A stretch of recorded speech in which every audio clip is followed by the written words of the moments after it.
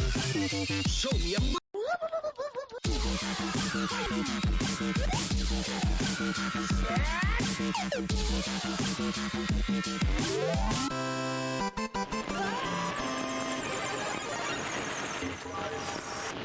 Good evening. Welcome to episode 57 and all that good stuff. This is Geeklife, your source for all the nerdy news you need to know. I'm your host, Jake the Great, and Todd is here.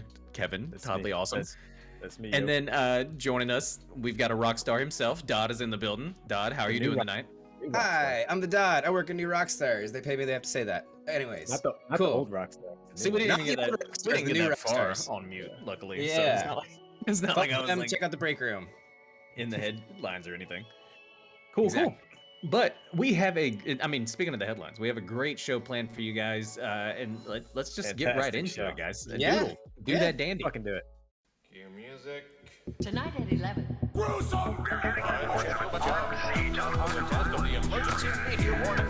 other news.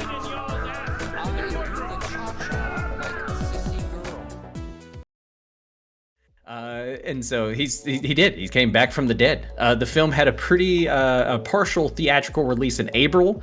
While it grossed 163.3 million internationally, the film's domestic box office performance was less than stellar. But the Leto-led film is back from the dead.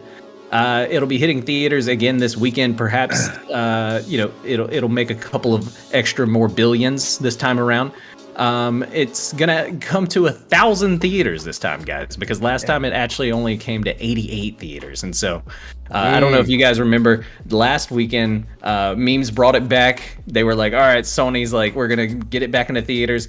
And it only went to 88 US theaters, made less than $100,000. And so And here at Geek Life, we are equally committed to this meme, right? I think that we want to make sure that Sony knows we were just all busy that last weekend, right? We're coming back. Bring it back again. that's what the internet responded on with. Blu-ray. Just keep on coming. That is exactly what the internet responded with. Everybody was like, "Yeah, we were busy. Just keep it in theaters forever." If it's anything that this has taught me is that people really have all the power. We brought back Morbius, we changed Sonic, GameStop. GameStop. Yeah, GameStop really didn't bring power to the players, so we brought it back. And we upped their stock overall, and we're gonna make Sony go bankrupt by keeping Morbius in theaters every weekend. And so Let's do it. Let's do it. But we actually made a great video on Morbius, if you guys are wondering who Morbius is. We did. Can we run that? Who the f*** is Morbius? Nobel Prize-winning biochemist Dr. Michael Morbius tried to create a cure for his rare blood disease that turns into a curse. Attempting an experimental treatment, he morbs into a vampire with superhuman powers and an overwhelming bloodlust. Like the creatures from Twilight, Morbius needs to drink blood to survive. However, after drinking his victim's blood, he becomes filled with guilt, remorse, and self-loathing. In the comics, it's called a morbover. First depicted as an enemy in The Amazing Spider-Man number 101, Morbius has since gone on to become one of the most beloved Marvel anti-heroes of all time, with the Morbius movie shattering box office records for the MCU. Known for his catchphrase, "It's Morbin' time," Morbius morbs all over his enemies as he continues his search for Morbium, a special metal that could be used to help cure his vampiric curse. Now you too can morb all over your friends and family when they ask. There we go. Okay, there we go. We're back. Well, now you know who Morbius is, and you're welcome. That's 100% accurate from the comics. You've been morbed. Yeah, you've been morbed. And I think you can never come back from that, right? And so, But unless you have Morbium. things you can come back from apparently is review bombing. It's not being morbid, guys. Yeah. But Miss Marvel's premiere is getting review bombed on IMDb. IMDb. One of those ranges of letters is going to be it. Despite being one of the highest rated projects from Marvel Studios by critics, Miss Marvel isn't faring well with audiences of one popular film website anyway. Throughout the day on Wednesday, the show's IMDb page was flooded with negative reviews, almost to the point of 1-star reviews outweighing 10-star reviews. So out of 40 reviews that have been submitted within the 1,400 1-star reviews as of, us kind of like putting this together, most of the criticism appears to be about the change in the character's powers. And so I get this, some people do. Ms. Marvel reviews make up nearly 25% of all reviews on the website. In contrast, Ms. Marvel is scoring an 89% fresh among audiences on Rotten Tomatoes. So, review bombing, nothing new, and we'll give our thoughts later on, overall what we think about Ms. Marvel and the mod. But what do you guys think about this early hate? Do you think it's warranted, and why does it always feel like it's Marvel? Yeah, it seems to me odd that it's always Miss Marvel, and it always happens to be one of the most prominent, strong female characters in the series. That's true. And they're I feel I have a little bit of a bias here because I've gotten I've been able to look a little bit forward on the episodes, and there's a lot of fun things that they play around with here. But we've dealt with it before. We've been doing 57 episodes of this, right? There's going to be people that are upset about everything. There's going to be the Gina Carano's out there that think just simply because there's a person of color in there that it's somehow reaching into a diversity checklist or whatever. The same fucking thing they were doing with Reva last week, right? Yeah. And so that's what I think that a lot of these things are coming from, and they're masking it under her powers of change because they've only seen one episode. They don't really get a chance to really understand and know it. And we saw that the powers were changed in the trailers, right? We've known about this for a while. But here's the thing, though. I really do think Kamala Khan, as a character, has a chance to even convince those assholes that they can get on board with this story and like this character. And in that way, this could be a really, really important character for us. Because the cool thing about Kamala is that even though, she's Muslim, she's Pakistani American, things that other people in this country may get frustrated with the fact that they can't relate to, we're all fucking fans. We're all fucking nerds, right? And that's the big kind of the biggest, strongest part of Kamala's character.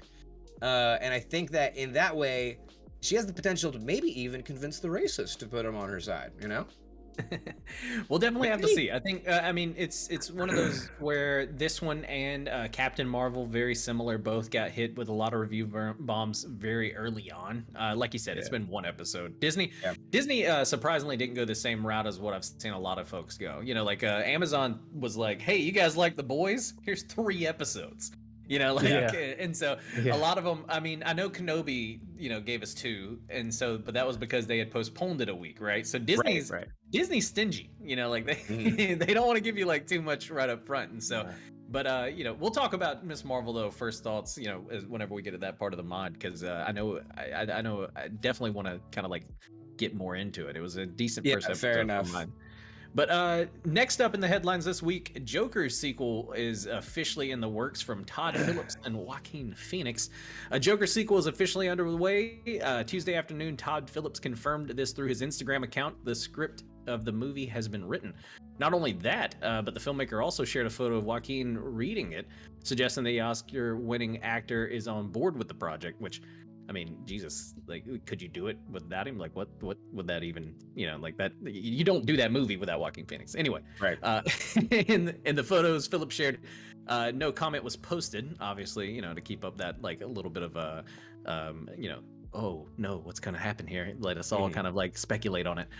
The date on the cover of the script suggests that the draft in question was finalized in late May. So, hot take here, though. Do we need a sequel? Do you guys think Joker needed a sequel? Do we want a sequel? Are you excited about this news? I don't think it needed a sequel, for sure. I think that was kind of the thing about that. Joker was very much its own Christopher Nolan series, right? It should have been in its own universe, should have been in its own little pocket, in my personal opinion. If we're going to kind of squeeze this for more money, the idea that I floated around with the crew from the break room was, what if we got a very realistic Todd Phillips take on Mad Love, i.e. Harley Quinn's origin story? Seeing the Joker get locked up and then seeing him convince somebody out of Stockholm Syndrome to sympathize with him and let him out. Which I think could be incredibly relevant with a lot of things that have been going on lately. That's true. Looking at you, Alabama. But anyways, what do you guys think, Tado? Yeah, I don't think it needed another one, but Jake, I'm super curious. Is that Doctor in the back behind you with a Godzilla? Is that what? On your little locker back there. never mind. Anyways, Oh, no, no. He is a plague doctor, and then it's Yes. a wolf statue behind him. It's hard to see the wolf though, Cool. the lone wolf. Yeah, that's how much I think we need this Joker thing. Like I think like just let things end on good notes. I think we'll unless See, like they're gonna. I'm Like one of those. I think Marvel's ruined me because I'm like, how's this gonna blend to the bigger picture? You know, it's not most likely, but I'm sure it'll be a fantastic movie. Oh yeah, no, that was kind of the next thing that I was thinking was, do we tie these into the Batman eventually, right? Because they're very like they're both gritty and they feel like they're in the same universe. They feel like they could live together in that, kind of like. But then I don't know, like I get the Batman having a sequel because we wanted more of that, but Joker felt like almost like a one-off piece of art in a way, that felt like it should be digested on its own, right? And so like. Not something to make this, kind of huge DC cinematic universe off of, right? And so, but I mean, I don't come know. out with a Joker sequel, and then we're I still say that, talking and then about I say that, yeah, and I'm definitely gonna fucking watch it. So like, Yeah. And we're guys, we're so against it then, but guys, this is actually pretty good. I can see that 100% happening. I know. But I mean, sticking with DC though, because they've had a lot of kind of banging news coming out lately. We had a fresh look at the Black Adam trailer, and from a new trailer from that, and it looked pretty fucking dope. Did you guys notice anything in the trailer of note? Anything that you're super excited for? Anything that we kind of like saw and was like, holy fuck, I didn't know that we were gonna go this route. Yeah. I'm super psyched for any time The Rock is playing The Rock. You know what I mean? Now superhero Rock, like that's gonna be dope. Well, he is pretty one note in that aspect for sure. And but like it is. So the thing that the reaction that I got from a lot of people was, well, it's going to be interesting to see The Rock in a serious role. And I'm like, y'all, what Rock's played serious roles before. Like The Rundown was one of his first things that he did where people were like, oh, The Rock can act, and that was not like a jokey Jumanji role, right? Yeah. Like he's serious in a lot of things. I mean, it's serious. It's I feel action like movie serious. You know what I mean? I was gonna say, I feel like he's mostly serious. I think he's done like 2 comedies. Like it'd be like saying Bruce Willis has never been in a serious role. You know what I mean? Yeah. Like, of course he has. Yeah. Like, what are you talking about? Like, just because he's also been in some like kind of like campy, like action kind of serious doesn't mean it hasn't been serious. Like. Right. Yeah. That's You're gonna tell me literally Rocky's not a serious movie? Like Stallone's been in a serious movie. You know what I mean? Like it's literally like 90% of his catalog. It's like, like Will Smith. Like it's not like Will Smith where like Will Smith has been like Pursuit of Happiness, Independence Day, but The Rock's not played like too many irreverent roles for the most part. Yeah, no, for sure. Like you said, they've been kind of campy, but like right. This is a comic book movie. It's not like he's playing like Barack Obama in a biopic or something. Yeah, although he's not The Rock as Barack, you know what I mean? Right. Like, although The Rock as Barack Obama in a biopic would be super entertaining. That would go hard. That would go really hard. It would have to be. Give me it directed by James Gunn or Zack Snyder, which really Zack Snyder is really just emo James Gunn anyways. But either one of those, I think, could really sell it, and it would just make it ridiculous. It would just be Barack Obama. Do you smell what Barack is cooking? Do you smell what Barack is cooking? Oh man. I'd watch it. Yeah, but I mean, like, I really like how they're combining a lot of his powers. I feel like there were some images of it that seemed really reminiscent of the MCU, particularly when he's flying next to two of those jetliners. But then all of a sudden it changes when he goes down and punches. Okay, all right, cool. We're taking a different approach here, and I'm excited to see what they can do with it. Hawkman is a really cool one to bring in there. Atom Smasher, the JSA. Dude, yeah, Hawkman looked really badass in this trailer. And so like, and I know like, we've kind of known Hawkman was coming. I think they, there was some initial kind of like teaser stuff kind of given away early on in this one, but like really, just looked cool from the trailer. And this one felt more in the vein of Shazam, which is good DC, by the way, because Shazam is fucking good. So like, I'll fight people. Shazam was the best, one of the best Christmas movies ever. I'm super excited about this. One, if you get Hawkman in there, then you start to talk about aspects of Nith metal, and I'm reading the Dark Knight metal series right now, and I would love to see more Nith metal coming in. That's for damn sure. So, I'm stoked. Yep. Nice. Well, up next in the headlines, and this is some fresh news today because it is right off the presses. The Xbox and Bethesda Game Showcase 2022 happened, and we had all kinds of announcements. One of the first ones we kicked off with a nice kind of official gameplay reveal from Redfall, finally making its second appearance at the Xbox Bethesda Showcase. You got a little bit more gameplay of this one. It definitely. I don't know if you guys watched the entire showcase, but it was just packed from the beginning to the end with some amazing announcements. Redfall looked really cool. Hollow Knight Silk Song is the sequel to Hollow Knight. If you guys, Hollow Knight, obviously huge, cult success. Well, I wouldn't say cult success. I want to say it was a huge success overall. I think everybody liked Hollow Knight. Yeah. So, it was just success. Just success. Yeah. Just success. But Hollow Knight Silk Song is the next one that'll be coming out of that franchise. It looked really fucking awesome. Everything from it looked really cool. They did. It's supposed to be basically a whole new character, new move sets, everything. It's not just some sort of like DLC or anything like that. Because there was some additional stuff with this one. But then also High on Life. Did you guys see this one? High on Life is the new first-person shooter coming from the Rick and Morty creators. So Justin Roiland's I need to check that out. Studios Let me see is going to be coming out with this one, and it looked really cool. If you guys never played Trover, this does look neat. Very close to Trover, Trover-esque in that kind of like vein. And Trover was a lot of fun. I streamed Trover.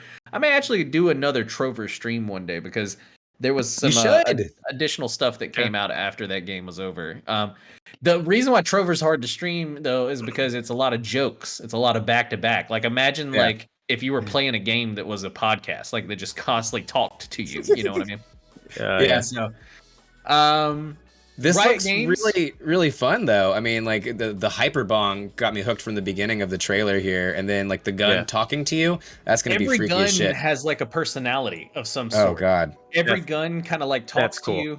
They all seem to have like some sort of unique personality. It seems like where there's some sort of conversation going on. It looks like I mean, and we'll get to the big winner of the day at the end. I think it's Starfield is the one that everybody's kind of like super excited for. But yeah, I need an update on Starfield. But then this looks like Starfield just ate a couple just habs of acid and went and hung out with Justin Roiland. And so honestly, Starfield, I think kind of mid. Not the game itself, but like the presentation of it. Like it didn't show me. Oh yeah. Like I don't know. I think for like RPGs and stuff like that, that's like things that are that kind of expansive. I need like I don't know what the story is. Like it looked like a very it looked like Bethesda's version of No Man's Sky. So I need to like I need more. I need to know the why, Sag said I threw my wallet at everything from this Xbox showcase. Yeah, no, I mean and you kind of wouldn't have to completely throw your wallet at, especially if you're a Riot fan, because that was one of the other big announcements is that Riot Games is coming to Xbox Game Pass. That's what I'm saying. Like Xbox is really expanding everything with that Game Pass offering. And so new Forza, obviously that's a huge one. A lot of people are excited for. Microsoft's Flight Simulator, there's a new one of those coming out. A lot of folks love those flight simulator games. Overwatch 2, we got a new look at Overwatch 2. It looked pretty fucking awesome. For that. Super stoked for that one. That's going to be a lot of fun. We got a whole new gameplay trailer. That. Oh, are you? Yeah, well, just because I know that the first time Overwatch came around, like the only reason that I didn't invest a shit ton of money into Overwatch because the other games came out and then I just refused to come back to it because I knew that it would suck me back in. And if they're making a sequel to that game, shit, like I'm gonna be equally as fucked. Sequel with PVE. I mean, PVE, like co-op. Yeah, co-op. Okay, kind of like a co-op campaign. Yeah. Shit. Well. And streaming soon. And then let's see what else was there. I mean, there was just a ton. We got a new Elden Scrolls Online High Isles is coming out. Fallout 76, which if there's anybody tuning in still playing that game, congratulations, you won. You won the Bethesda fanboy, or fandom, like whatever. Because I don't know anybody who's still really playing on Fallout 76, but whatever. I'll circle back to it. Arc 2. Then we've got Minecraft Legends. let's see. There was a ton of other just smaller games, more indie kind of franchises that are going to be coming out, and so just a lot to really take away from it. Season 7, I believe, of Sea of Thieves was announced as well. Dot, are you guys still selling the high seas? What is in there? What's like in their season passes? Is it is it almost Fortnite-ish at Sea of Thieves? No. I mean, Sea of Thieves, when it comes to actually monetizing their game, I feel like they have one of the best structures of any game out there. And I am pretty much just a sucker for Sea of Thieves. So like, call it as it is. But I mean, to be honest, like, they really only monetize, and the only things that are there are things that you want to buy. But outside of that, they create a lot of free updates with new missions and new content that, you don't have to pay any money for it to engage in. I mean, the last time I went, I conned the fattest sacks to returning, and he came to hung out with me on stream with me and Savage Patch Kid as we went and hunted megalodons. Was the last big season thing that he did. Oh yeah, that's cool. Which was great. There is a clip on Sab's stream that I want to shout out, that if you guys get a chance, go check it out. I'm explaining to one of the other players that they're asking, like, they were trying to give us a lot of help. And they're like, are you guys new to the game? You go, no, we're not new. We're just bad. We've been playing this game for like over a year. That's me with a lot of games. Yeah. That's how that goes. But I'm excited for season 7. But I know, and then I see SAG popping off in chat right now, and one of the biggest announcements was Kojima and Xbox's partnership together. Microsoft and Kojima are working on a new game. Without revealing much of anything, Kojima simply stated that this is the game that he always wanted to make. So we'll find out what that means. And so, but I know a lot of people who are super excited about this announcement. Yeah. And Fly High today was saying, "What is Riot doing with Game Pass?" And that's a good question. But they're bringing all of their games to Game Pass on PC and mobile, essentially. Well, then why the fuck is this Tiny Tina's bullshit that I'm going through right now? I can't get Tiny Tina's on Game Pass, but I have to go through Riot Game or Epic Games to. Oh, that's Epic Games. That's what it is. Never mind. I answered my own question. And then the big winner, or the big one, I guess, that everybody's kind of been waiting on, because that wouldn't be a Bethesda showcase without it, was Starfield. We finally got a little bit of some full gameplay reveal. The game seems to be to feature a much more grounded space exploration experience of exploring planets, shooting enemies, mining, scanning, and digital lockpicking. I'm going to be honest with you guys. It looked a lot like what is essentially No Man's Sky now. If anybody's been playing, No Man's Sky But is it better than No Man's Sky? Because like I got into No Man's Sky and it felt it was really, really, really slow, man. Like I just haven't been able to get suckered into it. No, I don't know. That's what I'm saying. Like this, just so far the gameplay looked very reminiscent of like what I guess current No Man's Sky looks like. Not like No Man's Sky launch, because obviously that was garbage. But like what No Man's Sky is now, which is actually a pretty good game for the most part. It is. Huge time suck. Yeah, no, it will. This looked pretty similar to it. But it says that as for scale, Starfield, it revealed that it'll take place in a cluster with over 100 solar systems, one of which contains 9 fully explorable planets. So you'll have over 1,000 planets to explore. So that's wild. Yeah. I love me some space exploring games. Right now, I've been knees deep in SWOTAR, Star Wars: The Old Republic, and Sav and I have been playing that on and off. And I mean, like, they maybe have 10 planets you can go to, and I'm like, this world is gigantic, So I can't imagine what that's going to be like. No, 1,000's going to be, I mean, it may be a little overkill, but we'll see. We'll see how fleshed out they are. I don't want to jump the gun yet, because you always fear that it's the whole, like, what is it? Wide as the ocean, deep as a puddle, kind of a thing. You know what I mean? Like, you give me 1,000 planets. You give me 1,000 planets, and 700 of them are basically the same thing. It's like, did you give me 1,000 planets? You know what I mean? Like, right. Yeah, you don't want an empty sandbox. Yeah. Yeah. But last up in this week's headline section, because it was definitely a thick headline for the past, it's been a busy week, to say the least.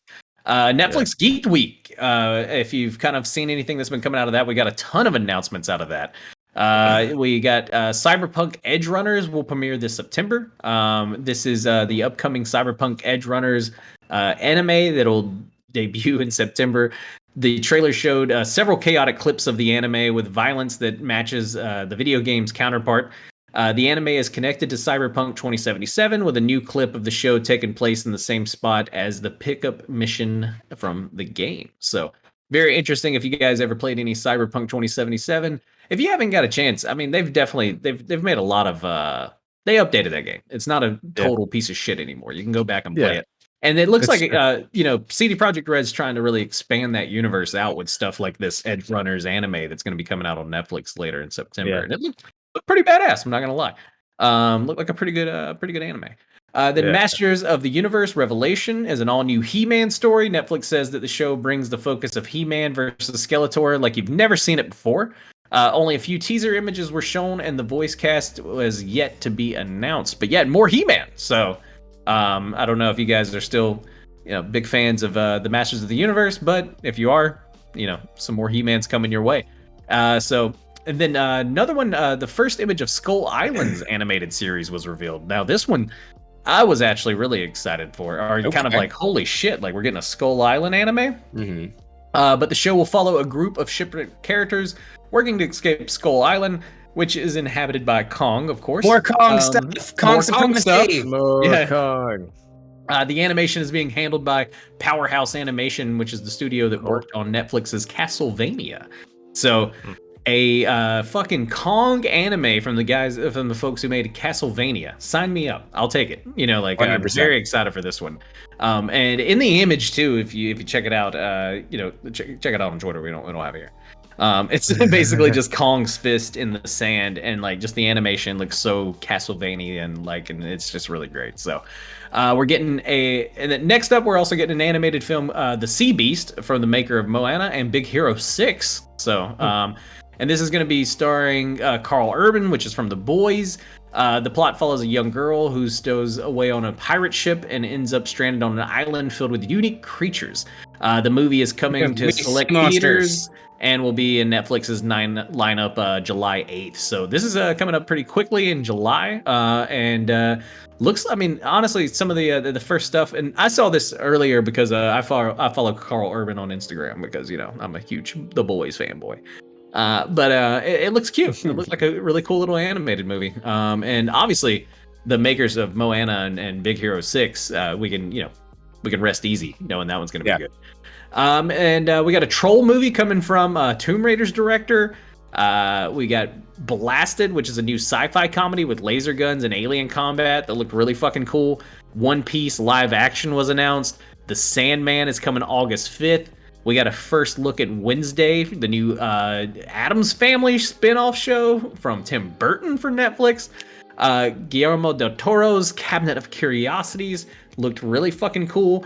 Sweet Tooth Season 2, by the way, got announced, so that's going to be really awesome as well. And Lock and Key Season 3 got a teaser trailer. So that's just some of the big stuff from Netflix's Geeked Week. Obviously, we saw that Stranger Things is going to be making a comeback as well. I didn't want to cover that one because, I mean, Jesus Christ, everybody has. I mean... I guess... But I guess, question what were some of the big things that you guys saw? Anything you guys are excited for? Oh, sorry, Dad. No, I was just going to say, how do you guys think this compares to other presentations? Like, we see kind of like the disbandment of E3 and Comic-Con and everything, and like now all of these companies are coming out with their own little, big festival things at once. How do you think this compares to stuff like DC Fandom, to stuff like Disney Day or Star Wars Celebrations? How do you think this stands? This seems like this was packed. I mean, like, we didn't even talk about like Umbrella Academy came in there. Yeah, Umbrella Academy. There was extra stuff today that I didn't get in there because I wrote some of these notes yesterday, and so because I was also writing the Bethesda stuff that came out this morning. It's just everybody's really. They're all going, like you said, their own ways. They're kind of pumping out their own information. I will say that this one, and I don't want to take jabs at folks because I like anybody who's working in entertainment. Go get that check, buddy. But the two dudes they had hosting this thing on the YouTube, live that they were doing for some of these announcements, could not have been less enthused to be there. I felt like they like. I felt like I don't know if they got paid because it felt like they didn't It just felt like they were like, it felt like they got paid in exposure, and so. Well, I definitely think it was interesting. I feel like they jam-packed it full of stuff. I feel like they're like, hey, we're losing subscribers. Throw all the crazy projects that we've had booked for fucking months because we're just buying everything that we can and see if we can pull people back in. And Sea Beast's might for me, that's for sure. I love a good pirate story and I love a good sea monster. I think that's probably one of the ones I'm most excited about it. The One Piece live-action adaptation series. I was gonna say I'm surprised I didn't get more fanfare from you guys. No One Piece love in here? I mean, I haven't seen One Piece, even though I probably should, and I love pirates, and so that's one of the things I really, really want to start. And like everything on set looks absolutely amazing and super cool, but like, I can't think of one live-action anime that has been good for the anime. No, they've all been bad. Yeah, I don't get excited for those anymore. So with that, I'm a little nervous, I'm gonna say Skull Island definitely. Cyberpunk Edge Runners looks fucking dope. That looked really cool. And I think what was the other one? Oh, the Sandman, August 5th, guys. That's gonna be super awesome. So that looks cool. The audiobook crushed it. Sandman, the comics and everything has been, it was a huge fanfare. A lot of people really like it, and so excited to see what they do with it at Netflix. So yeah. Oh man.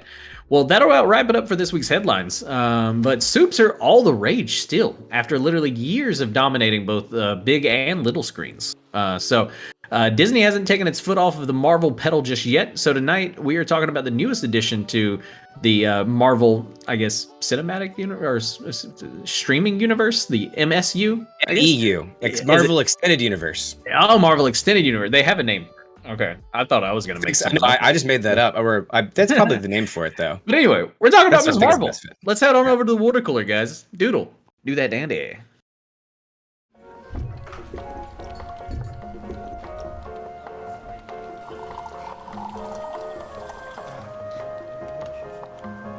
Nice. It's a nice dandy. That was a good dandy. Gotta get hydrated. Oh man. So you guys, Ms. Marvel, it's finally here. Even though it's been getting review bombed, we did talk about that a little bit earlier. Most that have actually seen the show seem to somewhat like it. But what did you guys think about the first episode of it? Do you think it kind of hit the mark? What do you guys think? We'll just start right out of the gate. Dodd, how did you feel about episode 1 of Ms. Marvel? I really digged it. The vibe that they put out in the trailer, really kind of resonated for the rest of the episode. It did feel like a good touch of Scott Pilgrim without the cringe. There was a lot of really cool, interesting text message conversations going on throughout the background and everything like that. Were just very interesting.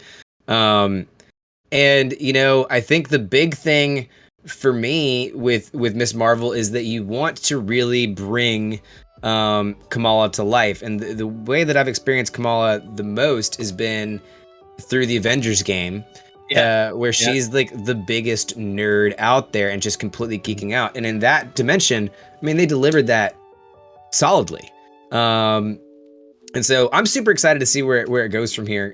I think that Aman Vellani is absolutely one of the best castings for the MCU for that character. And I am talking about like, this may be RDJ level, like parallels, right? Because she is a fanatic about Ms. Marvel, about superheroes in general. She was obsessed with Robert Downey Jr. and Iron Man, and then she said, I first started buying Superior Iron Man because that was the thing that I saw right after seeing RDJ's Iron Man, and I wanted to get involved in it. And then that led me to Ironheart, which led me to Ms. Marvel, and that's the character I fell in love with. She cosplayed Ms. Marvel for like Halloween, like 2-3 years ago, well before this thing was way out, and everyone thought she was the Flash, and she was so disappointed that she started carrying a comic book around with her and pointing to it. Like, that is Kamala Khan, right? Yeah. That's who she is, and so I feel like I'm super duper excited to see where the rest of the series goes.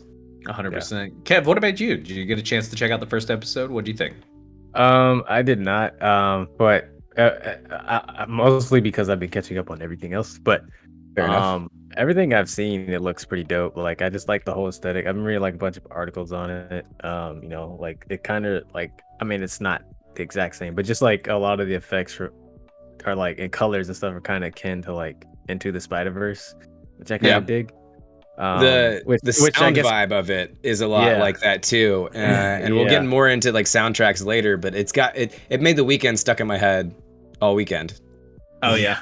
Nah. Yeah. That's another one. I of will those say songs. it did feel like a little bit like Turning Red or one of those, like in how it was directed. You know, it felt very like you said, it's got like, you know, the text messages kind of popping up into the Spider-Verse and a little bit. Do you guys feel like this was maybe and I mean, obviously it feels like it was, you know, it's a coming of age, if you will. But do you feel like these are getting more directed towards Gen Z and younger, and that could explain some of these poor reviews? Because I don't think Gen Z spending their time on IMDb or anything, you know, or you know, like. All right, so I got in a fight on Twitter about this. Okay, I don't think Miss Marvel is written for a younger audience simply because her character is a younger character and they deal with younger themes. Because I don't think that people say that about Spider-Man. And Spider-Man is the same thing. It's a coming of age story. It's all of that kind of thing. But they don't say Spider-Man's written for a younger audience. And so like I think that sometimes people do that and it's kind of an excuse to be diminutive. But versus and I'm not saying like critically, I think that it's like it's a minor one to kind of like push down the series, especially when it's a TV series and it's being broken up into these episodic kind of things. But like Spider-Man dealt with all these coming of age things, and we didn't hear the same kind of like this is a kid's story or this is a young adult series or anything else like that. Some people started saying it was compared to a CW show, and I was like, you're giving a lot more credit to CW shows writing. Yeah, no. As somebody who was a CW fan, because I did watch Arrow, I watched Flash, all those. No, fuck that. Miss Marvel's better than CW shows. Right. Like just one episode in, and I'll let you know that. Like, I mean, I'm not gonna like sugarcoat it as a. I mean, I love DC. Don't get me wrong, but like, no, this isn't that level. You know what I mean? Like, no. And to that point too, you see CW shows that are written about characters who are not teenagers, but it is written towards a young adult audience, and like the way that they frame everything and the emotional beats that they hang on is what to me makes it more of written for a young adult audience. And that's not what we have here. I mean, it's a coming of age story, but I don't think naturally being a coming of age story makes it automatically targeted towards young adults. Because I resonate with the coming of age story too, and I'm not a young adult anymore. At least I don't think so. At least I don't feel like a young adult. Cracking 30 here, fuck. You know? But what do you think? And I guess more for you, Dodd. You know, because you may know a little bit more about her background and everything, but where do you think this series is actually going to go? Because right now, like, and you know, this isn't taking a jab at it, but besides her mom, who's the bad guy? Well, that's the big thing. That was one of my that is a complaint I will have about the episode, is that we didn't introduce a villain here, and it makes me question, like, do you need to introduce a villain on the first episode? I think that we will. I'm sure that the next episode is going to give us more details on who is the villain, but we're already seeing a lot of separation from the traditional Miss Marvel from the comics and then what we're getting in the MCU. And so I think that they took this first episode as a beat to tell that story first, or at least a part of that story first. I don't know yet if that was the best choice. We'll see how that goes throughout the series, but it's definitely an interesting one. You know, speaking of her powers, do you know like how, I mean, given from just this short little snippet, I guess, of her powers we saw in episode 1, right? And like, you know, not knowing anything really about her, I haven't even played the Avengers game, so like I didn't know really what her powers were. The only thing I've seen her from was the Avengers, the mobile game that I played, and I noticed that she had like elastic powers and shit like that, right? That was kind of and her her thing. TikToks too. And so, like, what are her powers? How are they different, I guess, so far from what we've seen than from the comics? I guess, why are people review bombing it so badly? You know, like how vastly different are they for people to be so upset? Well, her powers originally come from Terrigen Mist, which is the same thing that Quake gets her powers from and other people. It's basically what makes people inhuman. It's like the idea that people have dormant superhuman abilities, and Terrigen Mist activates those dormant abilities. So hers is, she's a polymorph. She's able to stretch to various abilities, and you can even take people's identities, like kind of like, you know, change shape like that. But think Mr. Fantastic meets Mystique meets Ant-Man. Like all those variations of size and shape and form is something that she could do. Now, what they're going with here is more of like a Green Lantern thing. It's more of a projection kind of aspect that we're seeing here. Yeah, that's what it looked like to me too. And it looks, I mean, a Green Lantern is probably a good metaphor because it looks like it's powered through a bracelet that's conducting it. And so you know, that is a significant shift from her powers there, but like I think there's significant reason to change her powers, especially if you're dealing with young adults, like the polymorphic abilities and the ability to change your face and shape and things like that, especially for the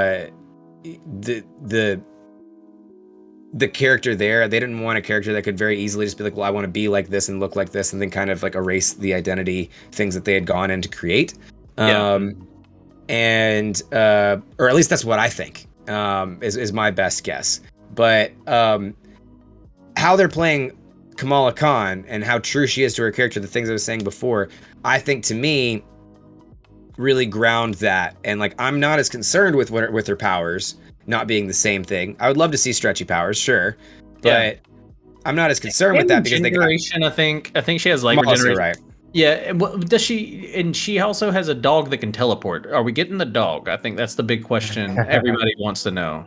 We need to know that, yeah, for sure. I don't know if we're gonna get the dog. That'll be interesting.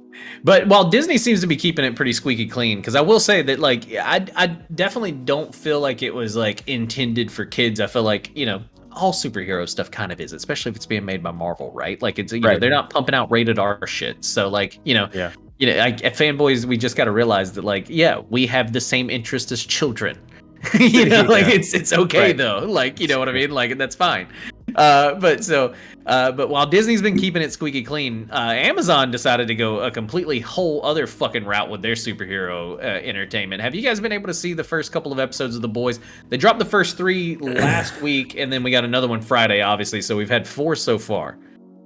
I'm never watching that first episode of season 3 ever again. That was traumatizing. I had to. Oh God. Yeah. Yeah. That was really traumatic. I couldn't. That was. I was very excited. We were gonna get male on male sex scene here. I was like, oh boy, look, this is gonna be boys. It's gonna be rough. It's gonna be hot. It's gonna be super fucking gay. You know what? Great. We're gonna do this, right? And then he goes, I want you inside me. I still not registering here. New fetish and. Then he shrinks. And then he shrinks down, and yeah. Everything after that, I was like, oh no. He's gonna get Thanos. He's gonna get Thanos. Yeah. Oh, yeah. I love that the boys. It was even worse than that. The boys said, you know, we see your memes and we'll go where Marvel won't. You know, like oh yeah. They were like, you know, you guys had an idea for how Ant-Man could kill Thanos and Marvel wouldn't let it happen. So we'll just do it offhandedly in an episode just to like show you. And we'll do it 20 times worse. We'll just fucking go from the front. Oh yeah, I know. Like at least in the Thanos Ant-Man, you know, it was up the ass. And this one, Jesus, like that whole thing. Oh man, I can't stop thinking about it. If I'm being honest, like that's it was rough. Did they bring like Ed Bloom in there? And be like, hey, do you guys want to hear some ways that you could really fuck some people up like grotesquely?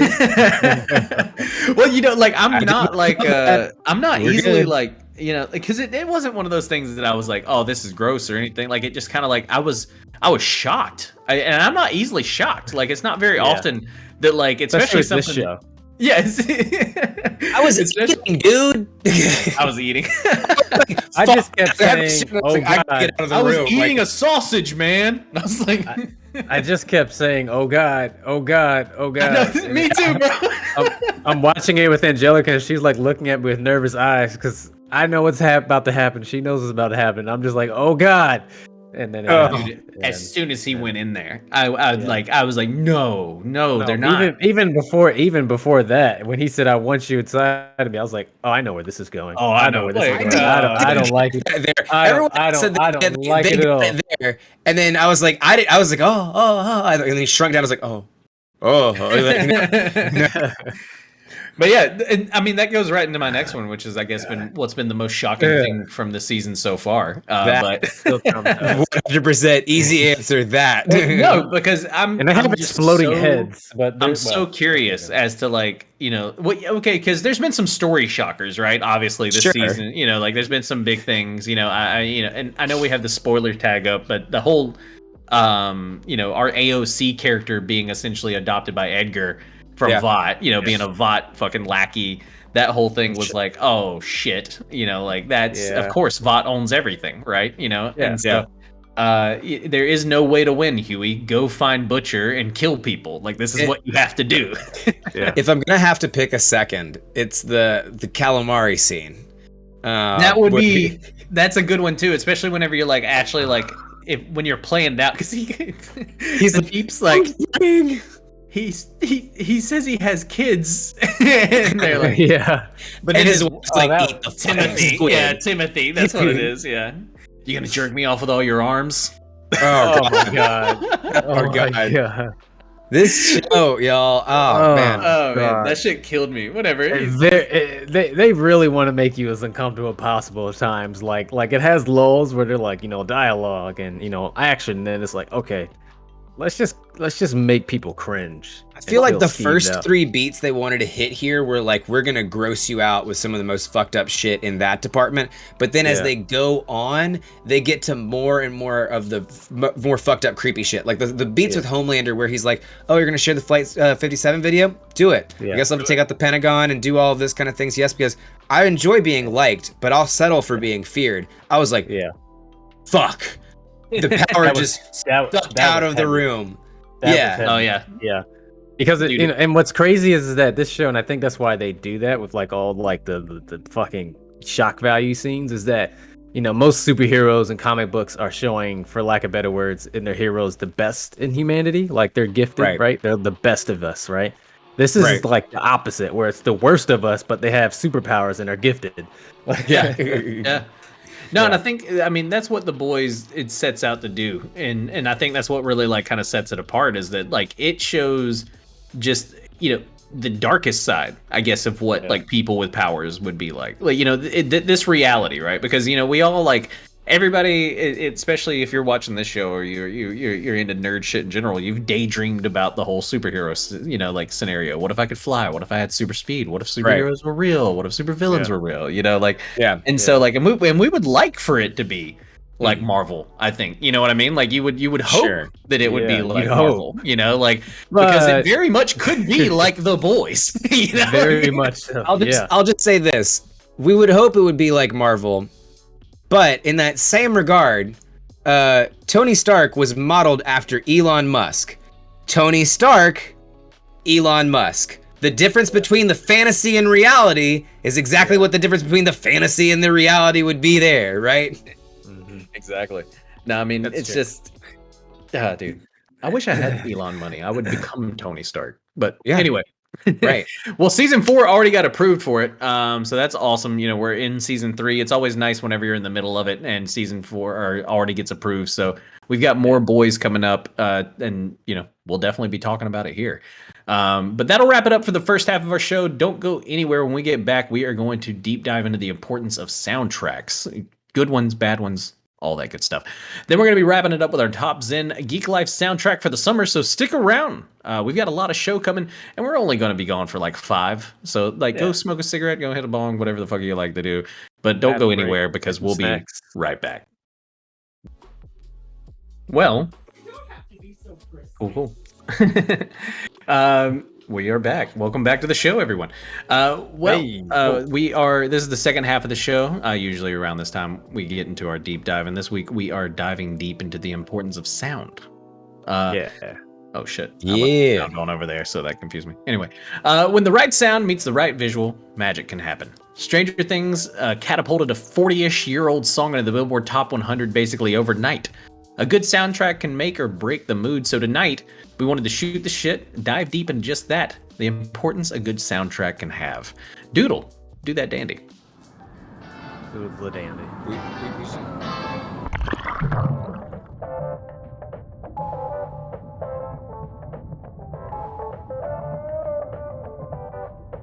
Here's what it'd be like without it. Here's what it's like without it. First, let's get a few like semantics out of the way, because we're going to be talking about scores, music, soundtracks, all that good stuff. Obviously a score is original music composed and recorded especially for a film, written by a single composer usually, though sometimes more. It's designed to fit the film and its story perfectly, adhering to a strict time code. Film scores were traditionally performed by orchestras, and many of them still are. But today, a film score might feature all manners of sounds and instruments, right? Whereas a soundtrack is more of a selection of sounds or songs chosen to be featured in a film. In more recent, cases, they are existing tracks that may have been licensed by the film's producers. In rarer case, they may actually be original songs written for the actual movie with the story in mind. So tonight we're going to be talking about a little bit of both, a little bit of kind of everything in a way, but some amazing soundtracks, that are really just full of songs or film scores put together and sold. We're going to talk about a bunch of shit, just word vomit. Anyway. Let's start with an easy one to get the juices kind of flowing. What are some of your favorite soundtracks? Kev, we'll start with you. Oh man, soundtracks. Oh well, off the top of my head, Black Panther. Black Panther was a banger. That's a good one. Space Jam. Original Space Jam. or LeBron? Oh come on. Oh, come on, bro.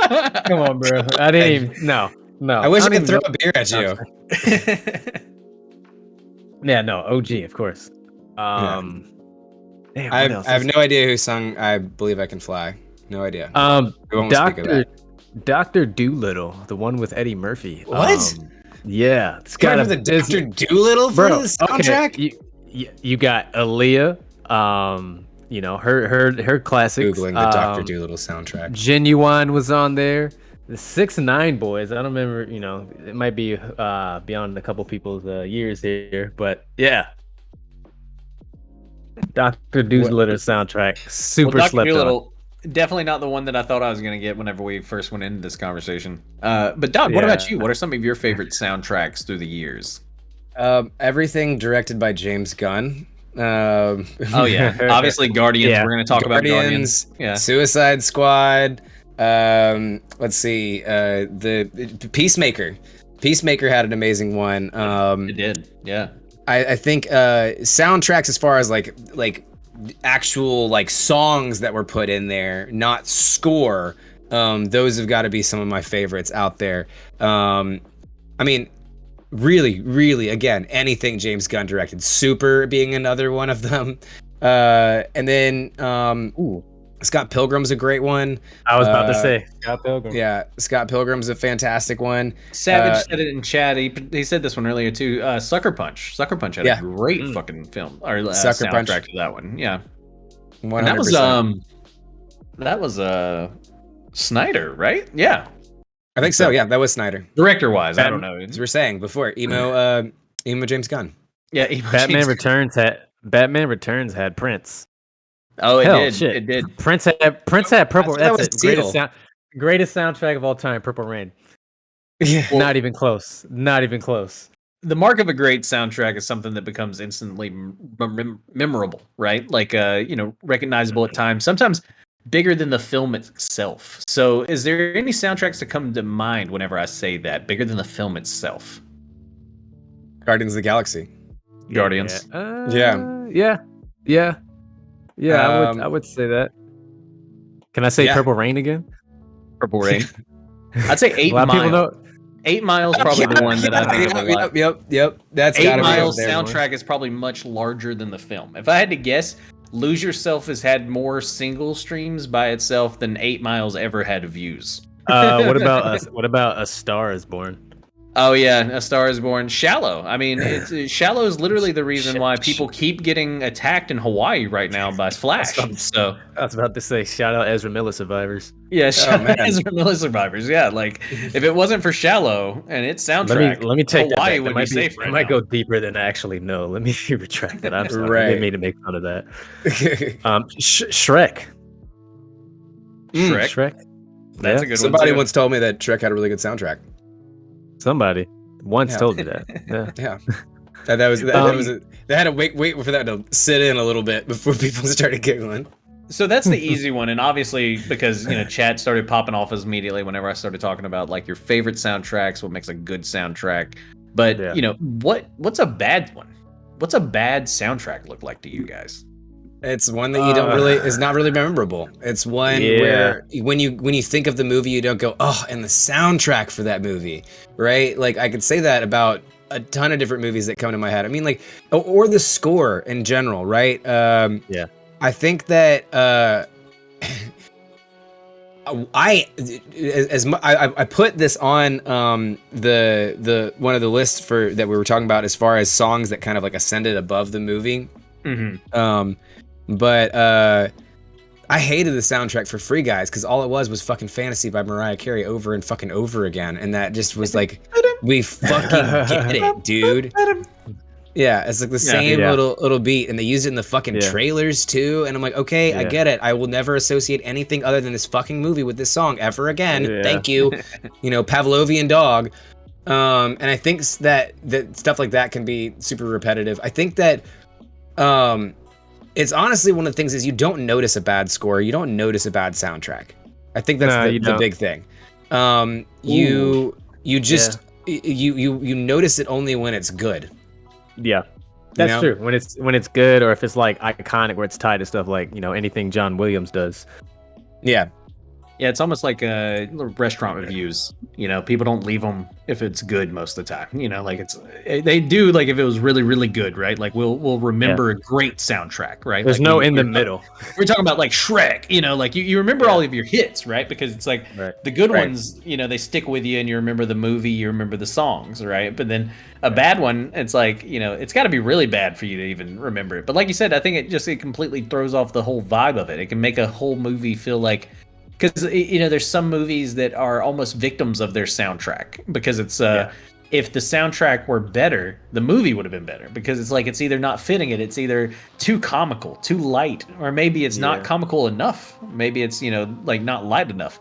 I've seen movies where the soundtrack was so dark, but yet the movie itself felt like it was supposed to be like a comedy or something, And so it's the sound can really just make or break the entire vibe for it, right? And so, but. If a score sets the tone, a good soundtrack gives a movie its complete personality.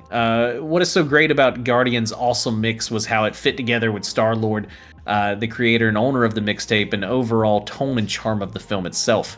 It helped Guardians feel really unique, right? And so how important is a soundtrack when developing a unique character sometimes? I think it matters a lot, especially in today with like TikTok and viral videos, right? Like a lot of like Vecna, right? Granted, he didn't have a soundtrack, but he had a sound, Right. And I mean, and there was, I guess, a song that we'll talk about, maybe later, maybe not. That was kind of tied to that whole thing, Jordan Peele does this a lot, where he flips like R&B songs and turns them into horror scores, right? Like, oh yeah, I love how he slowed down. I Got 5 on it. Like, dude, I never thought I would hear. Man. Yeah, he took Destiny's Child, "Say My Name," like that. Was... Yeah, I mean, I think that we may have the video for it, and I messaged producer Kate to see if we have it and we could play it. But it's really interesting a lot when you talk about what music can do for a character. We in one of our TikToks recently, we talked about comparisons between Vecna and Dr. Manhattan, and using that same essentially that same beat from Philip Glass. They were able to kind of associate the same idea of this disassociation from humanity and this like godlike appearance, like this godlike disassociation. And for some reason that it made it feel more tangible and understandable from, even though we're still human beings and not gods ourselves. And I think that is an amazing ability for sound to do that. Yeah, no, I think that sound and the soundtracks itself have the power to not only give you that ability to, disconnect and disassociate from a God perspective, but attach that idea to something like Watchmen, to something that reminds them of Dr. Manhattan, right? To even reiterate that idea even further. So it has layers, John Lucas said it best, where it's like half of the movie in the, just filming in general is the soundtrack. Yeah. Like that's like I mean, sorry, I said George Lucas. I don't know who John Lucas is. Is there John Lucas? Probably That is. is somebody. Yeah, Well, but no, yeah, I felt like Guardians is a great example of that because like while Guardians soundtrack is so really good, it's great. It's actually like we feel like it's Peter's, kind of like soundtrack. It's his It mixtape that is. he made, Yeah. and that we're kind of like listening to. And so like it almost puts it to where like the whole movie's soundtrack is set to Star-Lord, and There's what's well, some- literally is and so like that's tied to hit. Like this is final, like his gift from his mom. Like Yeah. there's There are some people that use the soundtrack as a kind of an intimate part of the character. Guardians of the Galaxy is probably one of the best examples of this. Scott Pilgrim does a really good job of it as well. But like the soundtrack is more than just something to be added to the movie. It's a part of the movie, and Guardians is even a part of the movie's plot. With the cassette tape, the Awesome Mix Volume 1. Yeah. So and that's I even think- more obvious for musicals. Yeah. Right. Oh yeah, no, we'll get into musicals Yeah. because that's actually the second little part here. But yeah, no, I think we have that clip though. If we wanted to run that, just because while we're talking about Vecna and the importance of sound and everything, we actually saw one of our videos kind of pop off recently. Vecna, Watchmen, and just how those scenes were kind of like so similar, and not just because of the use of sound. It was the visuals, it was everything. And so, now if we got that. Let's roll it. Did you know this song?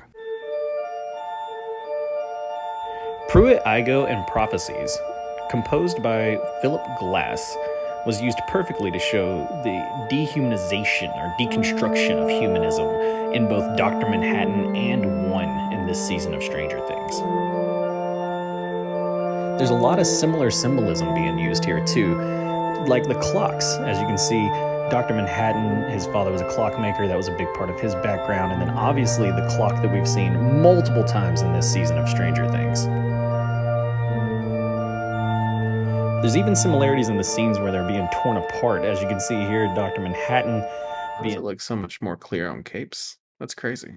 But yeah, no. So like, as you guys can see, there was a lot of like really cool kind of like ways that they tied those scenes together, as far as like not just visually, but using Todd Glass there to showcase, Dr. Manhattan and kind of like how he was losing his humanity, and then also One after he got sent to the Upside Down. And sorry for spoilers, I guess. Like I get the show should always spoilers on earlier, right? Yeah. But like just it's really cool how they can use sound to kind of like almost make our minds immediately go to a certain place, right? And I don't think like this one necessarily meant to do that, because I don't think like a lot of people besides some super fans or weirdos like our producer Cape immediately go, I know that song, that's fucking Philip Glass, that was in Watchmen, right? Like, but there are a lot that are, right? Like I thought it was a really interesting one.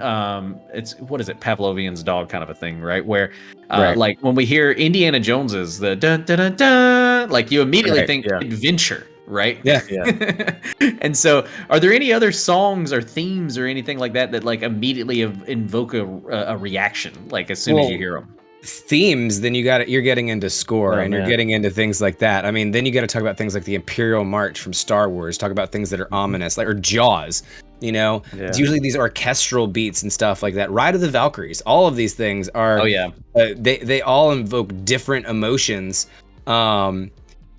Honestly, like, it's kind of cool because like you can think of stuff like Jaws and the Imperial March, right? They're both ominous sounds, right? But if you really think about it, they're different kinds of ominous. Right? Yeah. Jaws is like, there's something hunting you. There's something around you, right? With the Imperial March, it feels like imperialistic power, right? Power that's just far vast more superior than yours, just in numbers. There's this big kind of like size kind of feel of it, right? But it's not necessarily that it's a predator hunting you. It's just like this ominous scale, right? Is that just me, or do you guys feel the same way about those two ones? And if so, like, that shows you a difference between even stuff that has similar beats, right? It's always fun how sound, and like, not necessarily its soundtrack, but like like we were saying, scores and things like that, like you said, it can give a certain feel of like just size, right? Like it can do more than just like, I guess it sets the tone and everything. Like it sets this whole like you said, when you hear the Imperial March, you feel overwhelmed. you know, like, because I think that's something that the Empire like sets out to do, is to make people feel overwhelmed, you know, like just when by you the hear the sheer Jedi size and theme, numbers. you feel hope. Yeah, hope. It feels like there's something like a bit of rebirth, or like, you know, something can be done, you know. Yeah. And so that's always one of the most interesting things about sound in film, you know, like, and I think that's why it makes for such a interesting conversation. Yeah, for real. But then there are musicals, right? You know, we talked about that a little bit, you know, just our Kev almost touched on them. The elite level musicals feature songs that can stand on their own, even, you know, living past the closing of those credits. You know, the Singing in the Rain, Beauties and the Beast, the If I Were a Rich Man, Circle of Life, Time Warps, you know, of the world. What is it about, what about when a movie is the soundtrack? Should musicals be counted in our best soundtracks debate? We don't talk about musicals, no. I mean, Encanto is a great example of sorry, I didn't mean to cut you off, Kev. You go ahead. Oh, I was gonna say, I'm generally not a musicals guy. Yeah. Sometimes they come off it, but they get stuck in my head. They are very catchy. Like, I can't deny that. You know, I like some good Lin-Manuel Miranda. You know, I like his stuff, but by and large, I've never been a big musical guy. It comes off as like it's too on the nose for me sometimes. You know, I can see that, because like with musicals, like what we're saying with like Guardians of the Galaxy, how the soundtrack was a part of the film, right? Yeah. With musicals, Music that's is one, the film. Yeah. Right. It's very much literally a part of the film. But instead of like using a song to portray a character's emotions, and you have to kind of make the connection between it, it's the character directly connecting them to you. Like, it's very fed into that kind of thing. And so to me, I think, you know, when a musical has the ability to really target niche emotions, that's when you know that it's well written. Because in those circumstances, when like the fact that We Don't Talk About Bruno is such a hot song, and like and it gets so many playlists on Spotify, is because one, it's catchy as fuck, and two, there's a bit of it that's relatable. There's a bit of it that's understandable, at least for a lot of people, and they can kind of in that moment put themselves in the middle of that situation. And I think that you know, that's great. That's the great thing about musicals. Yeah. No, I definitely think it's interesting too to throw Disney in there, right? Because like, I don't know, and I guess they are, right? Is Encanto a musical? Is Nightmare Before Christmas a musical? You know what I mean? Yes. Mm-hmm. Yes. Why are they not? How would they not be musicals? I don't know. I don't know. See, I feel like Encanto. I've never thought of them as a musical. Like, in my head, a musical is like Sweeney Todd, right? Like, or yeah, you know, I don't think of like Disney shows as like musicals per se, because I think majority of the movie has to be in music, right? Like for instance, in The Heights, they sung basically every scene. There's not much talking. Like, there's Les more Mis, when there's more, Les when there's Mis, more it's like all when there's singing. more singing than like dialogue, that's when I think it's considered a musical. I think if you break out in song every now and then, I wouldn't call you a musical. I don't know. I think that you guys have weird standards for musical, because all of those count as musicals to me. I'm not trying to gatekeep. I'm just saying, in my head, like, if I'm filtering musicals, like if you go musical, first thing I think of is like a Les Mis, you know, kind of a thing, right? Like Wicked, or Hamilton, like, and those things, Well, no, because then even Cats. that's like, in my head, that's like Broadway. And well, that's no, but that's what I mean. Like, What? for instance, they have Lion King the musical, and then there's Lion King. Then there's Lion King. Yeah, you know, so, and then there's the Lion King, like, that we grew up on, the animated one, which I feel like is even, I guess, like, has an even better soundtrack than any of them that ever came after it, right? And so, but is that a musical? I don't know. Now I'm confused. But that's my own ranking, right? That's my fault. That's not. That's not. I think when the character is singing the soundtrack, it's a musical to me. That's a very simple line. That means Lion King, the animated, the animation was an animated musical. And then when they say the musical, they mean it with fucking people, you know, like that's to me the biggest difference. But hey, if deep dive for another week, what? Right, I'm very I'm interested. I'm shocked and surprised that there are different definitions. Because to me, this has been like that's that, But I didn't know that we got different standards. You got Savage over here saying that me and Jake are musical purists. Apparently, we're like no, we're like Rent we're like Scorsese is technically we're an like opera? Scorsese with Marvel movies, Well, yeah, no, because it's like, because I get people who are like, I'm not really big into musicals, because I'm not really myself. Like, as far as like, I tried to watch like Les Mis, and I tried to watch like, I like Sweeney Todd. Don't get me wrong. I like fucking Rocky Horror. I loved them songs like, gotta slap for me, man. Like there's they just some, got yeah, like I got exactly, yeah. I can't exactly. just be like listening to you sing about everything, and I just don't. I'm like, I don't like this song. I need like every because if you're gonna about sing dying the of entire dysentery or time. something, I don't care. Like, Yeah. but then Disney ones like. Because then, the reason why I threw this in here is because to me it felt like a little bit of a wrench, because we're talking about, you go, what's your favorite soundtrack? What's the best soundtrack you ever heard? Right. Most of the time people gravitate towards a movie that has songs that were just, kind of put together that gave that movie's vibe, right? Like Guardians of the Galaxy, right? Not a lot of people go, oh, Nightmare on Elm Street, right? Or Nightmare Before Christmas, my bad. Right. Like not a lot of people go, but even if you're thinking about it, song for song, that shit slaps. Like, obviously, Nightmare Before Christmas is one of the best soundtracks ever made. Lion King, a phenomenal one. Like Elton John went off on that shit. Phil Collins had no right doing as well as he did for the fucking what was the Disney movie that he did? Tarzan, right? Like Tarzan's soundtrack was fucking awesome. And so it's like those, but then Phil Collins did not need to go as hard as he did on that soundtrack. I don't think people automatically put like those in there, or Encanto, right? Like, whenever we're talking about like the best soundtrack, but you did. I know that you were like, Encanto is probably one of my favorite ones or whatever, but like, I don't know. How about this? Is it considered a musical if not only do they sing, but you have to dance? Because that's what I think. I think that's where the disconnect is. Because in the Disney movie, it's not Encanto too. Yeah, well, yeah, that's. I mean, are they dancing? Or are they just like? It's are fun, they just, like, animated. She's bouncing fucking houses off her fucking biceps. They're the whole that's thing. That's really cool. That's not dance. That's just. She's pressing like a drip, drip, drip. What? She got a shoulder twitch then? What's this going for? That's not a dance really move. Well animated segment in general. Yeah, it's great. It's a fantastic bit. Yeah, I think there has to be. I did not know this was the leg I was gonna have to stand on today. Right? I did not know I was gonna go to bat for if Encanto is a musical today. I think Caperdoodle in chat though, pulling the real pinky out phrases here, depends on if it's diegetic or non-diegetic to the story. Do you guys know? Do you guys what that? Are you following that? For the viewers who may not be, diegetic music. It can't eat sugar, right? No, but close. Diegetic means that the viewers can hear the music or that they can't hear the music, right? If the characters in the story hear the music going on or if they can't hear. And Scott Pilgrim and Guardians of the Galaxy, they really, really play with those lines.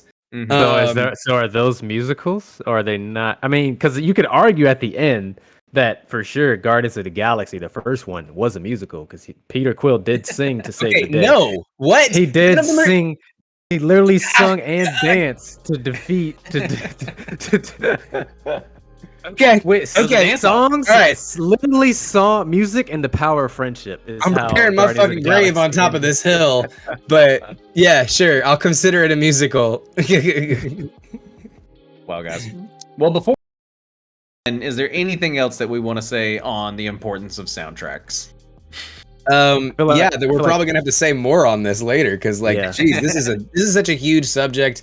Sound is so important to. I feel like Hustle and Flow is a musical. Then Hustle and Flow could make an argument for a musical. I love that. God, what an amazing soundtrack Chat, for that. give us your craziest Mafia deserved every fucking award they won for that one. That's what I'm saying. So yeah, Hustle and Flow is for sure a musical. Then if they give us your craziest picks for what is a musical.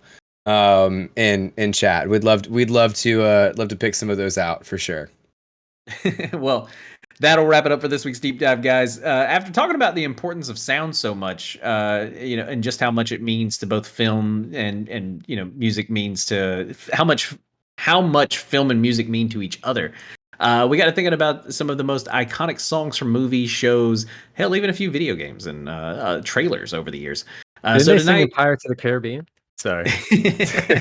So tonight we're giving 12 bangers that made, for some iconic on-screen moments. Kev's going to kick us off with number 12, but first, Doodle, do that dandy.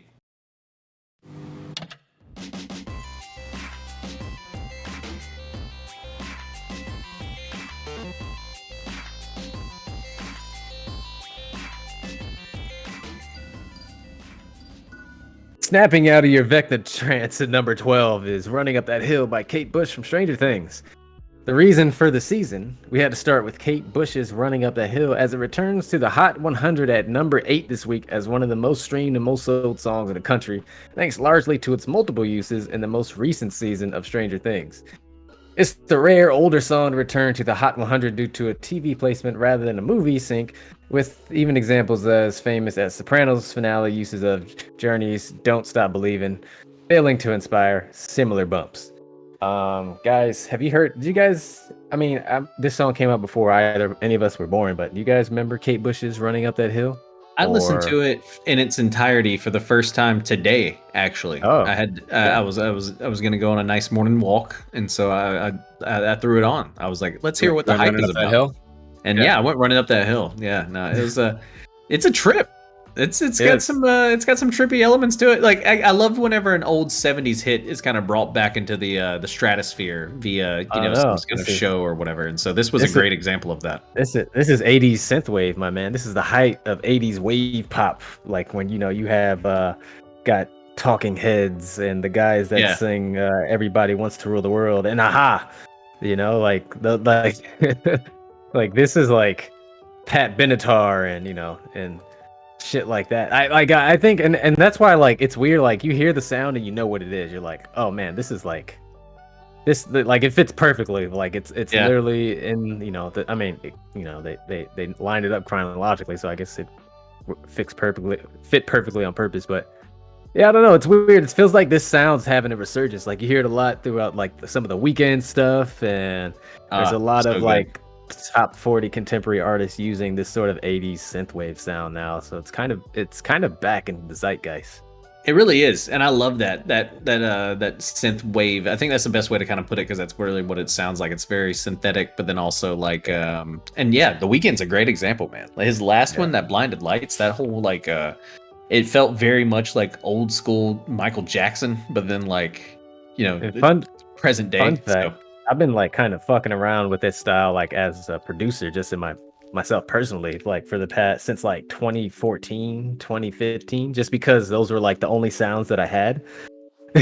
Oh yeah. So and I still largely use it. So it's kind of nice to see that it's in my wheelhouse, something that's kind of close to home. Oh yeah. Nice. We'll keep synthing it up, man. I know you make a lot of the tasty jams we use right here at Geeklife. So But speaking of tasty jams, coming in at number 11 is "Afternoon Delight" by the Starland Vocal Band and from the movie Anchorman. For as much great music that was released in the 70s, it wasn't without its fair share of cheesy moments. No matter how many classic tracks bands like Led Zeppelin and Black Sabbath were pumping out, there was also a ton of stuff that even rose-colored glasses can't really hide. But amid the more tepid pop music was "Afternoon Delight." Maybe the most ear-grating song of the decade, but when it comes to San Francisco's head news reporter, it just worked. Whether you were into Will Ferrell's shtick or not, Anchorman has since become a hallmark of comedy for generations, and the use of "Afternoon Delight" is probably one of the more endearing elements in the film.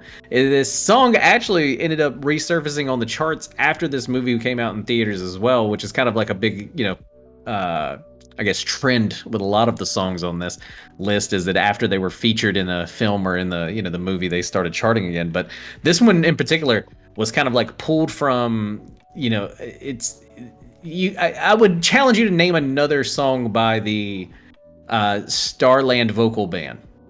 You know what I mean? So, but yet people know "Afternoon Delight" because of Anchorman. So it's actually, it's really pretty in the show when all the guys kind of sing it together. And I've actually heard a lot of men harmonize this song thanks to Anchorman.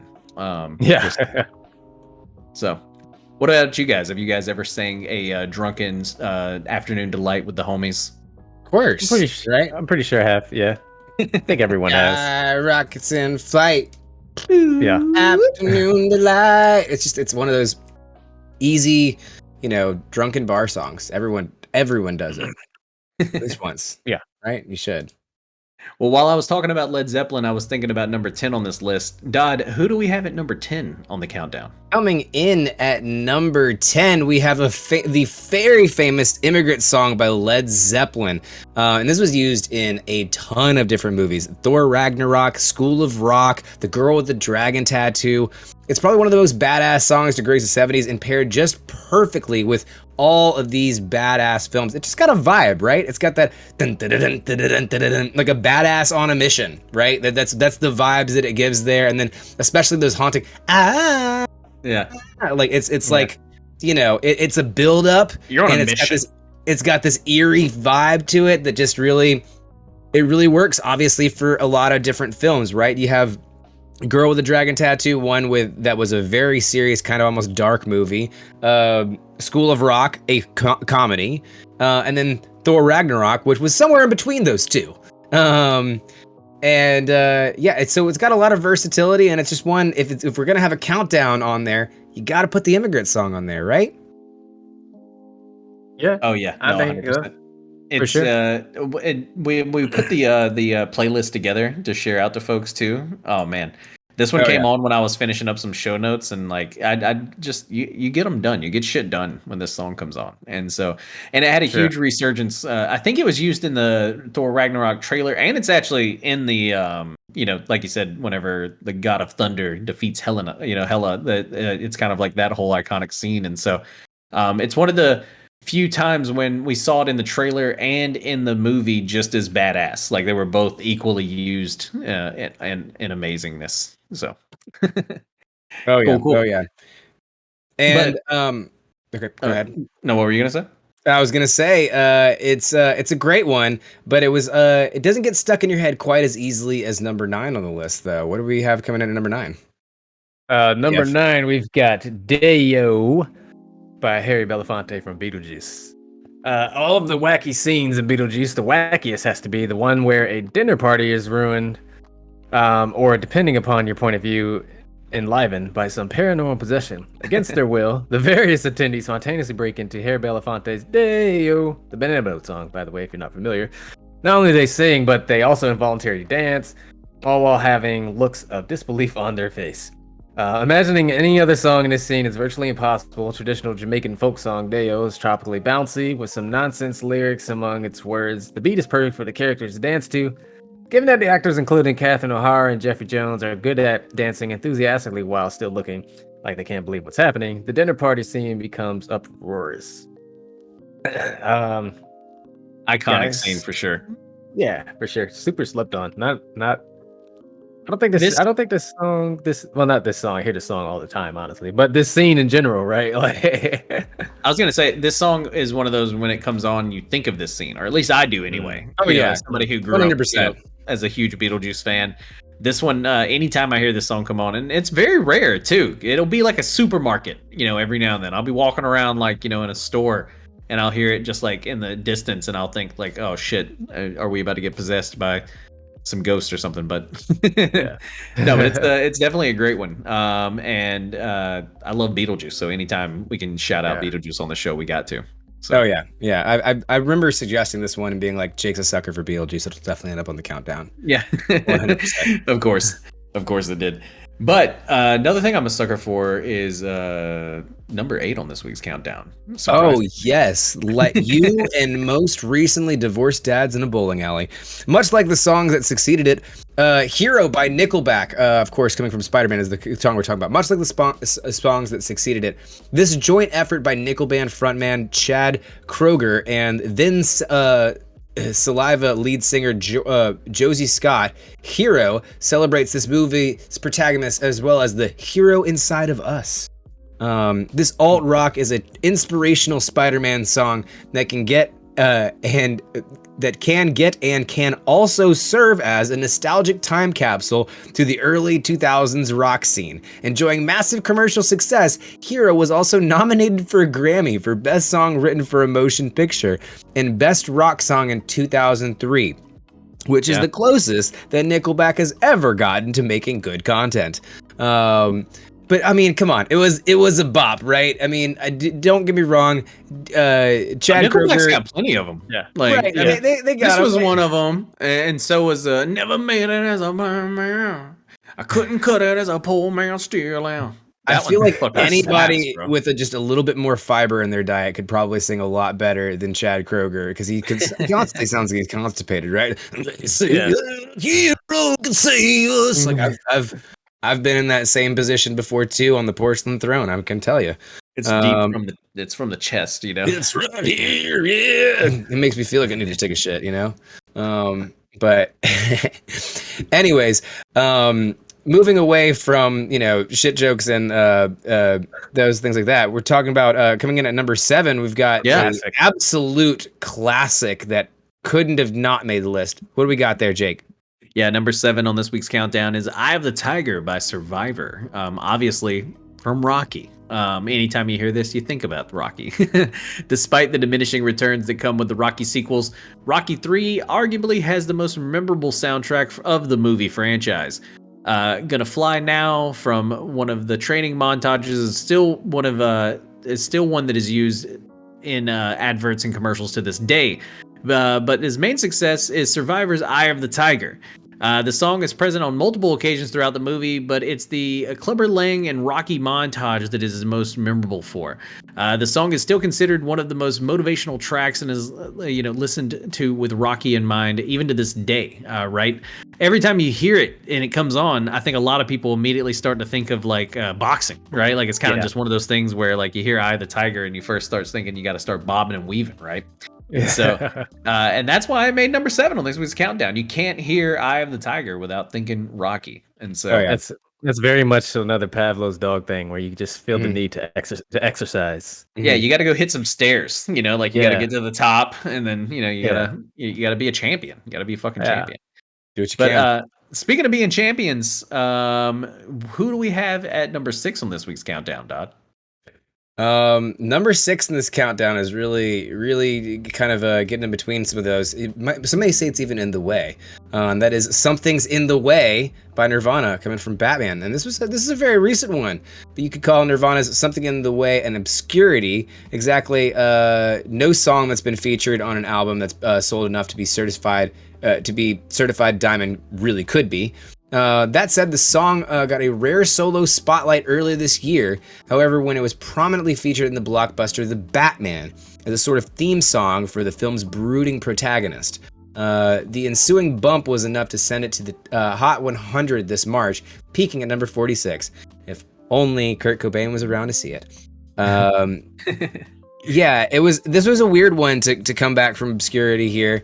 Another artist that constantly sounded like they were constipated as well. "Something in the way." That's true.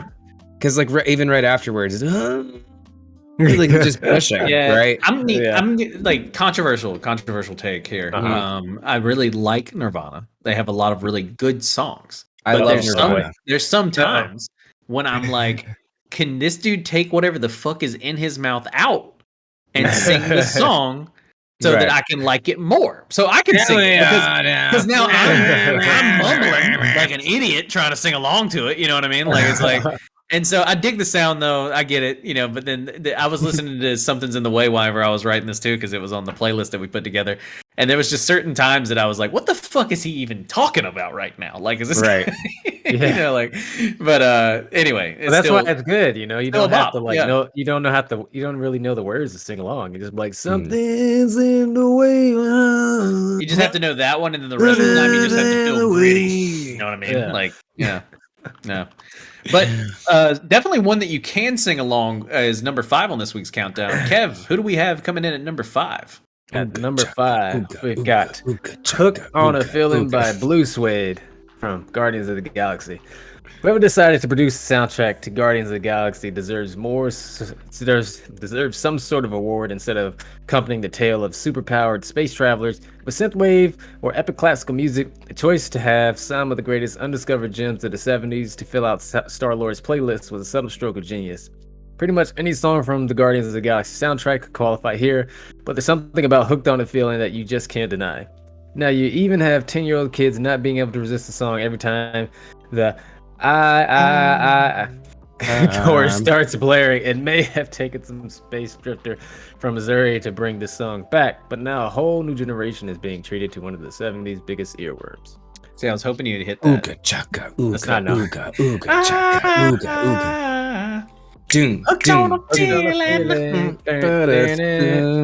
Wait. I believe in. I remember a few years after this song, like this movie came out, I was working at a print shop over here in Austin, Texas. And there's a lot of time where I was alone, and I just put the Guardians of the Galaxy soundtrack on there, and that was the start of it. And I was just absolutely jamming to this soundtrack. One of the best soundtracks, if not one of the best soundtrack of any movie out there. It just perfection. Yeah, chef's kiss. And when you hear Hooked on a Feeling, you think of Guardians every time. So that's why, that's why it made its way into our top 5 of this week. Unless you were born in like the 60s or 70s. Yeah, unless you're old, I guess. Yeah. Sorry. Right. Sorry, olds. But speaking of olds, number 4 on this week's countdown is Bohemian Rhapsody by Queen from Wayne's World. While Bohemian Rhapsody stands today as Queen's signature hit and one of the most beloved songs of the 20th century, it peaked at a relatively modest number 9 on the top 100 during its original run during 1975 to 1976. The group would better that in 1992, though. Half a year after frontman Freddie Mercury's death, when the song was used in the soon-to-be iconic car sing-along scene from the hit comedy Wayne's World, and it got all the way to number 2 on the Billboard charts. The song returned to the top 100 for one more time in 2018 when recharted at number 33 following when it was used in the Freddie Mercury biopic. But hitting number 2, even though, during the Wayne's World kind of height, because I don't know if a lot of people, I think a lot of people forget this, that Wayne's World was a fucking massive hit. Like, it was a cult classic. It was phenomenon. huge. Not just cult. I mean, like theatrical release hit wise. Like SNL, after the hit of Wayne's World, made a fucking movie. Yeah, they literally were like, we're gonna start making way more movies, right? Like they really. That's why that we don't have Coneheads and stuff like that without Wayne's World and its phenomenal success, right? Right. And so it's crazy to think that that Bohemian Rhapsody, amazing song, obviously a huge hit by Queen, made it into the top 10. Didn't make it into the top 5 until it was used in 92 in Wayne's World, right? And so that's why I made number 4 on this week. As soon as you hear it, I think if you're a fan, you think of that scene in the back of that fucking blue Pinto or whatever it is. Scaramouche. Yeah. And so, iconic scene, iconic song, right? Yeah. Oh yeah, so, absolutely. It was quintessential. When I think of that song, there's only one way to see that song, which is through the Wayne's World lens of it. And like, even when you're watching like the Queen documentary and they're going through it, it's like, oh, you had a really posh like idea for this, didn't you? Okay, well, it's gonna be like 2 stoners in a car that make this big thing. Yeah. So exactly. Take it down a notch. You're looking at it from like an operatic, like like it's gonna be this and that or whatever. This is like, my masterpiece. We're looking at something we can sing while we are fucked up at karaoke. But another karaoke favorite is number 3 on this week's countdown. And as far as soundtracks go for animated movies, very few can compare to Shrek. Whether it's in a karaoke format or perfectly accompanying a scene, the music selection is constantly good throughout the entire movie franchise. And you can fight me on that. I believe it through and through. However, All Star by Smash Mouth is the perfect introduction to the first movie. After Shrek's reading of a fairy tale, the song cuts in and accompanies a montage that introduces the audience to the life of an ogre while creatively integrating the opening credits into it as well. This is iconic for one of those, if you hear the song, you think of the scene, right? Like, I think if some may think of, the Mystery Men. There's a few other movies who have used, this song throughout the years, but 9 out of 10 people, when asked about it, if you hear All Star, you're going to think of Shrek. What about you guys? I agree. I really think of Shrek, but my earliest memories is this random Gatorade commercial from like the 2000s. I don't remember the Gatorade commercial as much. I just remember that's where I first heard the song. Yeah, I attribute it to Shrek mostly. Shrek is one of the things I think of. I also think of that like fact that they played this big concert during COVID, or just Smash Mouth in general, and they were just being absolute dickheads about it. And so like it kind of soured that on that aspect of it. But there's nothing that you can do. There's nothing that can take away how much of a bop All Star is. All Star is just a classic, right? Yeah. It's especially that third verse. That third verse is just. Smash Mouth may end up being one of those shitty, washed up old white guy bands, but we can never take away what All Star will be. You know what I mean? Like it's right. But another iconic song making it up to number 2 on this week's countdown. Dodd, who do we have at number 2? Here's a song that no one would have even heard about had it not been for the movie, which is I Like to Move It by Reel to Reel. This upbeat number from 2005's Madagascar is a cover of the 90s earworm by Reel to Reel. The blasterous nighttime antics of King Julian, voiced by Sacha Baron Cohen, and his legion of lemurs is a riot by any standards. It's certainly got the stranded and skeptical crew from the Central Park Zoo to bust a move, and not to mention audiences worldwide. I think that was the classic I Like to Move It. Like everyone just was fucking nuts about that song. It took over. It was one of those over.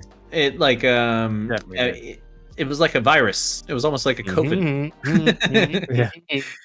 Yeah, I think it was Sasha though. It was Sacha Baron Cohen singing it, and like how it was like the cover of it. It sent this because there's multiple versions of the song, but obviously the original was Reel to Reel. But like it sent it like just skyrocketing in the charts, and I think it was probably this was the like. Madagascar was like Minions before Minions, you know what I mean? Yeah. Like people used to have like Madagascar shit everywhere. Madagascar memes were at an all-time high. They still are, for the most part. There's some hang around out of Madagascar, what was it? Galowski status report or whatever, like those penguins are still floating around. Yeah, exactly. Smile and wave, boys. People love that shit. And so but shifting gears from the animated universe into probably one of the largest, cult classics of the 80s. Who do we got at number 1 on this week's countdown, Kev? Number 1, something that we will never forget. We won't forget any of them. Don't you forget about me. From Simple Minds, The Breakfast Club. Lloyd Doppler is a slacker. His 2 main goals in life are to become a professional kickboxer and to romance class valedictorian Diane Court.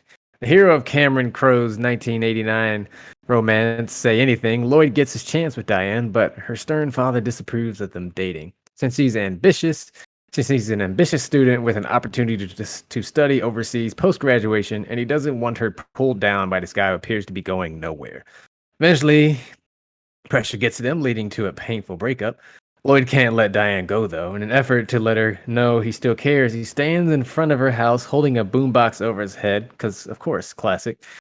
Blasting from the speakers is Peter Gabriel's In Your Eyes. Diane hears it and knows that Lloyd still pines for her. The song's lyrics, which are full of yearning, are perfect for the scene, saying everything that Lloyd... This is a different song here. Oh, it is, yeah. Yeah, it is. Number 1, we did forget. It's not Don't You Forget About Me. It's In Your Eyes. We man. Say anything. Say anything. Haha, surprise, plot twist. You didn't see that shit coming. Yeah. So, but anyways, the Say Anything scene was so impactful that In Your Eyes re-entered the Billboard Hot 100 3 years after it hit number 26. Oh, that's what it was. So Say Anything was the one that went back into the billboards, but Don't You Forget About Me was the one that I was thinking that we all remember whenever you think of the Breakfast Club, because you're thinking it's the one at the end credits. It's right? the end credits with the fist in the air. Yeah, it's the like that's the. But then Say Anything's the actual boombox scene. Yes, and so Yep. But it's a classic. It is a classic. I mean, you just it's one that you just read the title of the song, and it automatically starts playing in your head. Yeah. Right. You know, that one's don't you, especially how it's parentheses, right? Don't you, because you read it. Don't forget about me. Forget about me. You know. They self-entitled, or they made that title to where like it almost did the comma for you, right? Yeah. And so 100%. But we've got a shitload of honorable mentions. I mean, just to rattle off a few of them: Mad World, Donnie Darko. That was one that I, really was close to making it, because I mean, come on, and then My Heart Will Go On, Celine Dion, Titanic, obviously, huge one. Anytime you think of My Heart Will Go On by Celine Dion, I think you think of Titanic, right? We had mentioned Don't Stop Believing, the Sopranos ending. That was a huge one. Kiss from a Rose by Seal, Batman. Oh man, whenever this one came on when I was listening to the playlist earlier, it was like, Jesus Christ, that movie was so bad and good at the same time. What is Love? Night at the Roxbury. Iconic. That was a huge one. Danger Zone, Top Gun, Purple Rain, Prince and the Revolution. We had talked about that one a little bit earlier as well. Any other ones, guys, that you wanted to kind of give a shout out to? God, so many. I feel we like talked about Sweet Melody from Free Guy, right? That was one that we talked about earlier. So Fantasy is what it is. Yes, by Mariah Carey. Yeah. I feel like that Wiz Khalifa song from Fast and Furious gets played a lot still. Which one? Yeah. The See You Again, the one that was basically for Paul Walker. Yeah. Oh man. Yeah. We said the Tokyo Drift song. Nellie's right. Yeah. Yeah. Tokyo Drift. Yeah. We said the one The Times Are Changing by Bob Dylan, right? That was absolute classic. Watchmen. Yeah, no, that was a really good one. Yeah, I'll always see that scene when I hear that song. So. Mm-hmm. Oh yeah, that one it makes that song better. I promise. It does. And you have to be the music video. Also. Yeah, it should be. You have to mention My Heart Will Go On from Titanic. Yes, of course. Oh yeah. Cool. That'll about wrap it up for this week's episode of Geek Life. We hope you enjoyed everything that you've seen here today. And remember, if you want more Geek Life, you can always follow us at any of our social medias. We've got Twitter, Twitch. We've got a lot of shit on YouTube, guys. Go check out our YouTube. Please give it a subscribe, ring the bell, all that bullshit that people have to tell you to do. Even though you know to do it. You know it. You know it. In your soul. Yeah. Don't make them tell you. Anyway. Yeah. You can also check us out, on our personal socials. You can find me at Gonzo Gone Live. Dodd, where can they find you at? You can find me at Roos Bane on Twitch and Twitter. And also, go follow New Rockstars. Watch the Break Room. I do that stuff. Do that. Yeah. And what about you, Kev? Where can they find you? You can find me at Totally Awesome as always. Awesome. Big shout out to our moderator, Littlest Nelly. Shout out to everybody who's been popping off in the chat. Sag. I know we saw a few other folks. Superspan was in the building earlier as well. So thanks everybody for tuning in. And then obviously our producer, Cape, thank you for what was pretty much a smooth episode, except for the power outages and a few other technical difficulties. Everything went pretty nice. Good job, Cape. High fives in the background. And thanks everybody for the followers. I think we've got, Toddly Awesome, obviously. Thanks for subscribing.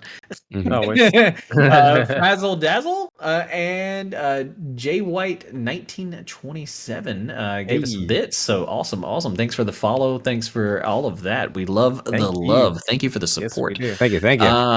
We'll be back. If not next week, maybe the next, or we may be on break. I don't know. We'll make an announcement over social. So definitely stay tuned to Twitter and stuff like that whenever we kind of figure out what we're going to be doing.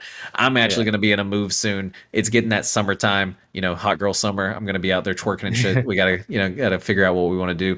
But anyway, we'll definitely be pumping out some content on the YouTubes. We got a lot of shit in the pipeline, so stick around. There's some more Geek Life coming your way. Until then, peace. Catch you later, guys.